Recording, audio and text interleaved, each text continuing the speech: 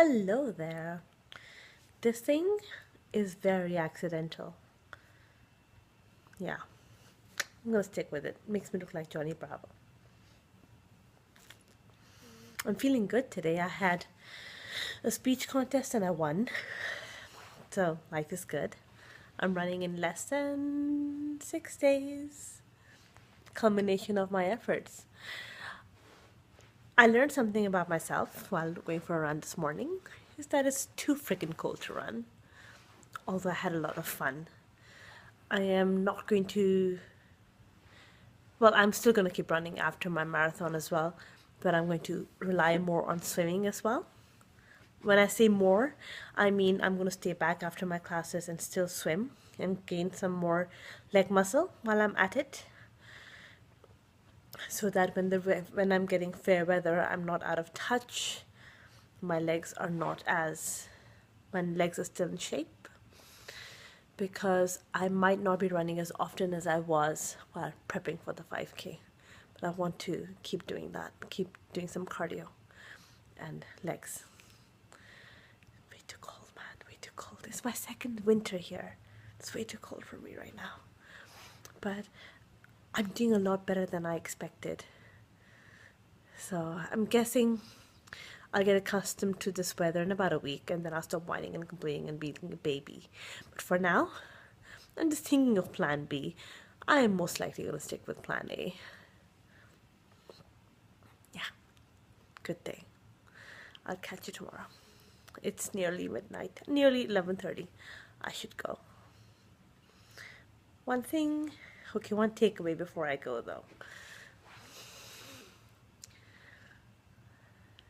I was reading about cultural differences and how different people coming from different backgrounds leads to them reacting differently in a new environment.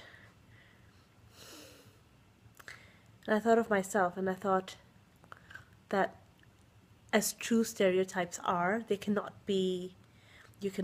paint everyone with the same brush, because there are exceptions. If I were to rely heavily on the culture that raised me, I would be totally different. And yet, even when I was in that culture, I felt like the odd one out. I felt like I was constantly pushing against the current. So there are people like us in every given scenario. So there will be exceptions, and case studies and theories and generalizations are good, as long as you call them exactly that, generalizations, and you are giving yourself that luxury to change your mind when you see that exception and admit that you're wrong. I mean, I was reading about this thing called cultural dimensions theory,